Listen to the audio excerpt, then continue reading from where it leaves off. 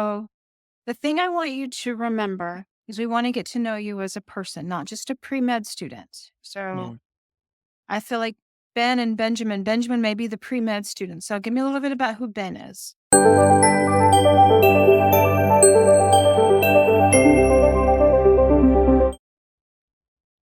All right, here we go. So, welcome, Ben, to our mini mock interview. Thank you What so we're much for going to having. You're very welcome. What we're going to do today is basically I'm going to ask you a question, you're going to respond, and then I'm going to give you feedback. Okay. Okay. And I am going to take notes as well so I can make sure that the feedback is pertinent to what you say. So before we get started, do you have any questions for me? No, I'm ready to get started. Okay, great. So, my very first question that I asked whenever I was doing interviews in real time was tell me about yourself. So, Ben, why don't you tell me about yourself? So, my name is Benjamin. I'm 25 years old. I grew up in the San Fernando Valley in Los Angeles County. I went to UCLA for my undergraduate degree. I majored in psychology and I got to do a lot of really exciting research, such as research on the brain as it ages and Parkinson's disease. And currently, I'm working as a medical assistant and phlebotomist in a primary care office, which I really love and which inspired me to go into primary care. And on my free time, I like to volunteer. Currently, my new volunteering experience that I'm doing right now is working at the LGBTQ Center in Los Angeles, which is really exciting for me because that's a really exciting patient population to work with. As a queer Iranian person, I really like having more diverse interactions. And yeah, that's a little bit about me. Awesome. Thank you.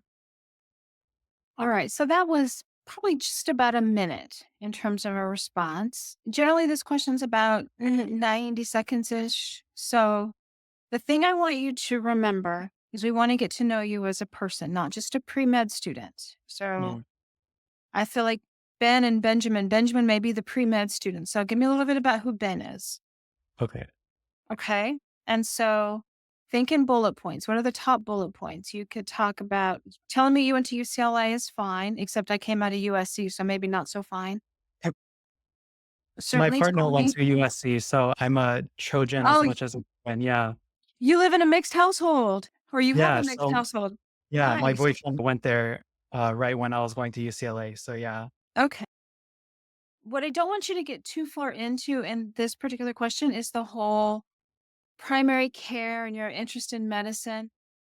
You went to UCLA. Anything about what you want to talk about in terms of growing up? Do you have a family unit, siblings, or anything like that? A few hobbies? What interests you? So give me the picture of who Ben is as well as Benjamin. Okay. Thank Okay. you so much. Yeah. But you had a good pace. And so if you added a little more information, we probably would have been right on target with timeline. Okay. All right. Do you want to try that again or do you want to move on? Sure. I could try that again. Okay, go ahead. Why don't you So tell my me about name is yourself? yeah. So my name is Benjamin.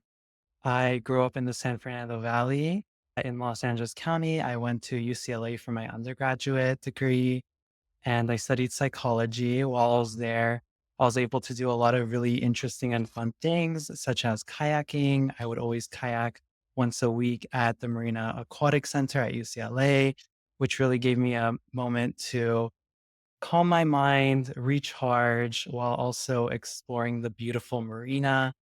I also really enjoy yoga and I go to a small yoga center near my partner in the Los Angeles, West LA area called Laughing Frog Yoga. And I just love all of the classes and meeting new people. So, yeah, that's a little bit about myself. Awesome. Thank you. So good to know who you are. And if this were a real interview, I probably would have made some comments about just the fun stuff you do and get a little more into depth of that. You can always close out. You can talk a little bit about what you're doing. So, top three or four things, and you should be set. Mhm. Okay. All right. Awesome. The number two question I always ask in my interviews again, I don't deviate from my plan here. Why do you want to be a doctor? I want to be a doctor because I really enjoy working with the patients in the current practice I'm at right now at Brentwood Medical Group.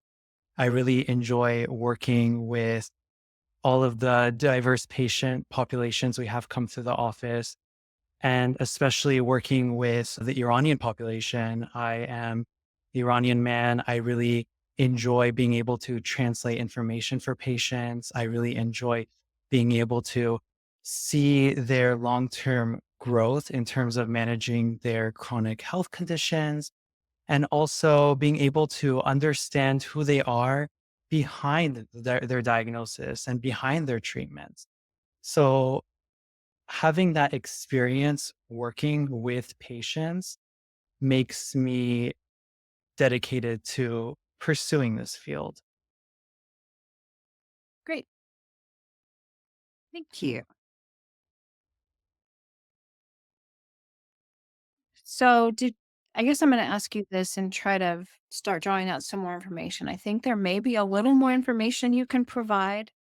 What was the thing that kind of sparked your interest in medicine? What sparked my interest in medicine is it's going to sound a little silly, but when I was in fifth grade, there was a play that I was in about the human body, and I played a surgeon. And I really enjoyed learning about the different components about the human body and all the little songs that were associated with it. And I told all my family members I wanted to be a doctor, which made everyone proud, especially my grandfather, who was an oncologist in his country of Iran. And having him show interest in me, having the conversations around being a doctor and his experience really was the seed that sparked my interest in medicine. Okay. And then your current position at the Brentwood Clinic, is that what really confirmed your goals or did you have any exploration along the way? Yeah, so before joining the clinic, I was 99% sure that I wanted to go into medicine. I was really devoted to it and I've taken all the classes, I did the research. However, when I joined Brentwood Medical Group and I got more clinical experiences, that was the extra 1% for me that really showed me that entering medicine and becoming a physician is what's going to make me feel the most fulfilled in my life. Okay. So all of those questions come together to give you the answer that I want to have. I want the exploration, the journey, where it started and how you got to this place. Mhm. Okay. Two, maybe three bullet points to really where you started, how you explored, where you are now, and why it's the right thing for you. Okay. You got the content. We just got to get it out of you and Yeah. make sure it gets an answer. Okay. Good. Thank you. All right. Now, from this point on, my questions deviate depending on whatever it is I want to ask. So I'm going to ask you a couple of different types of questions that could come up. So, first and foremost, what about your past experiences makes you believe that you will be successful in medical school? I believe I'm very good at balancing a lot of different responsibilities in Okay. my life. For example, I served as a caregiver for my mother while she was battling pancreatic cancer, and also while she had her a year later when she had a patellar fracture that left her in a wheelchair for several months. During that time, I was balancing my responsibilities at UCLA as a student, completing those responsibilities. I also was working as an audiology assistant and also started working in a laboratory part time as well. So I had a lot of things on my plate and I had to get really good about time management, making sure I break my tasks into smaller pieces and understanding what the day ahead will look like. And this was very helpful for me, even though it was very difficult. It was helpful for me to understand what I had to do at the beginning of the day. And I understand that there are a lot of challenges in medical school, and I believe I'll be able to handle them because of my ability to balance all the hardships that I went through in my life. I like that answer a lot. Again, there's a little bit of reflection, a little bit about what you recognize to be the potential difficulties in medical school and how you're going to balance that. You are welcome to talk about even in more detail about how you balanced it, whether it was making sure you had really strong time management, being forgiving of yourself on occasion when things feel like it was blowing up in your face. But all in all, I like that response. I think it does call on the experiences that you've had. So good. That was a good one. Thank you so much. Mhm. Let me see. How do you manage conflict within a team? Yeah, that's a great question. So at Brentwood Medical Group, I work with a team of medical assistants, office managers, and the supervising physician. And oftentimes we have to collaborate to create smoother operations in the office. For example, when I started at Brentwood Medical Group, we were having a lot of trouble understanding who was going to take the patients in. And oftentimes, patients would be waiting in the waiting room for longer than they should have. And we had a discussion among the medical assistants, among the supervising physician, and we created a plan where we would split up the task at the beginning of the day and assign patients to each person so that we could have a smoother operation throughout the day. Understanding what each person would do really helped us so that we don't, for example, do double the work and do the same thing twice. It also helped us in terms of understanding what needed to be done with the patient, who was going to do it, and it made the office go a lot smoother, or rather, operations go lot smoother. And how did you guys come up with all of these plans? Did somebody dictate it? Did you sit down and hammer it out together? How did you come up with that plan?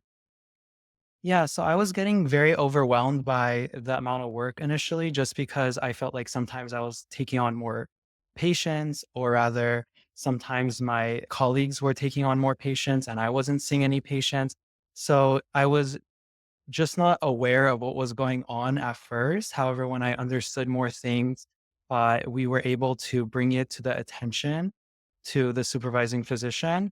And when we brought it up to him, he recognized the issue. He thanked us for bringing it up. And we all just contributed some ideas of what we could do.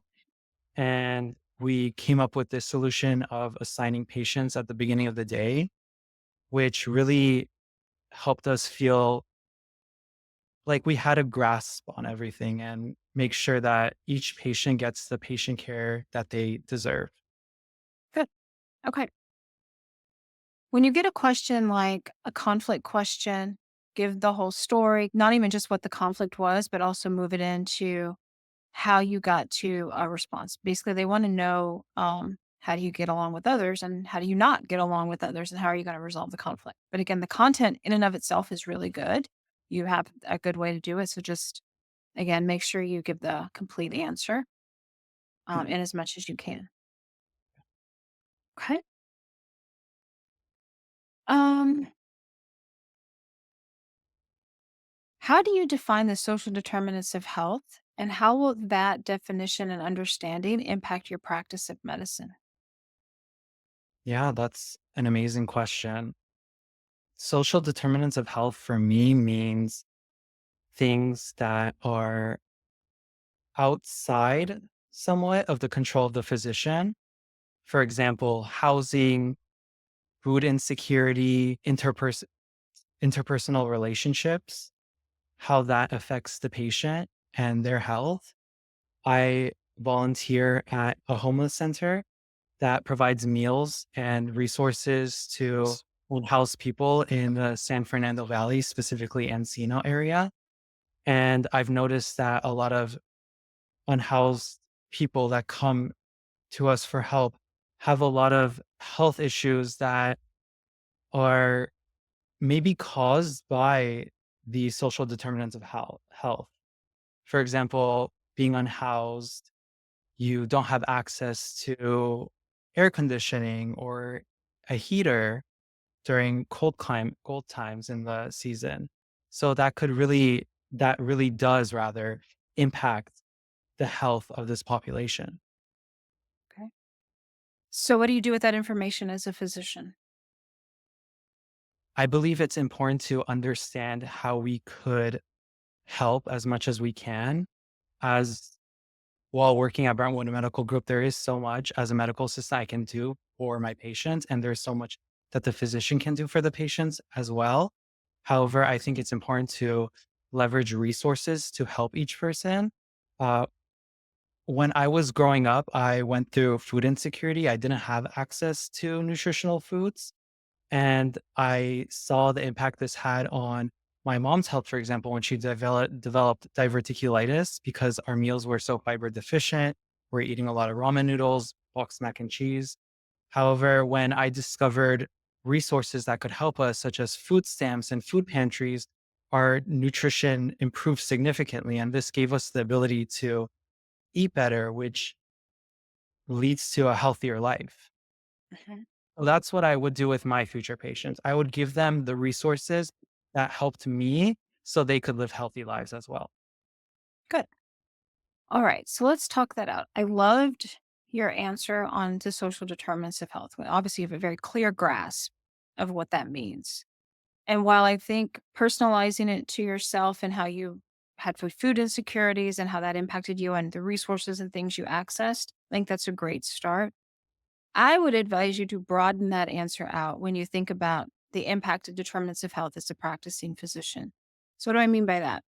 When you think about the determinants of health, do you understand what's going on in your community? So, when you understand the area that Brentwood Health, where you're practicing now, if there are determinants of health of your patients in that clinic, you can ask the right questions. You can have resources available for the general knowledge base of what their determinants are. So think don't even just think one particular thing, think big picture of how you can support your community by understanding the social determinants of health.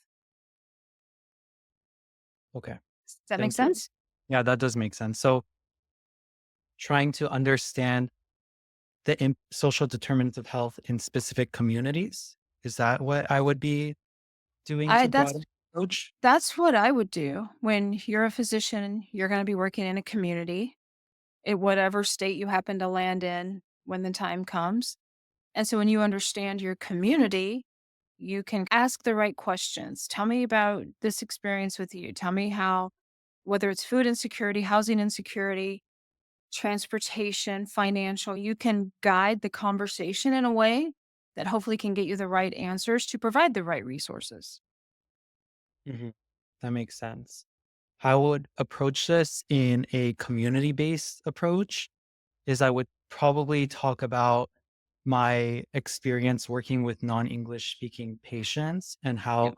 if that's a social determinant of health, them not being able to Yep. understand language, that understand English, for example, and how that affects their ability to understand health information. So I work with a lot of Iranian patients, and oftentimes when they go to other healthcare providers, they can't communicate with the healthcare provider their symptoms or understand their diagnoses. However, when they come to our clinic, the supervising physician speaks Persian, I speak Persian, so we're able to communicate questions and communicate findings with more ease. I think when you're asked questions about determinants of health, community health, and how things will impact you as a physician, I personally think that when you understand your community, you can narrow that down to working with the individuals within the community. Mhm, Language barriers, financial barriers, food barriers, all the determinants that can come into play with that particular community will allow you to funnel it down to being a better patient for the individuals who you support. mhm. Okay, Okay. that makes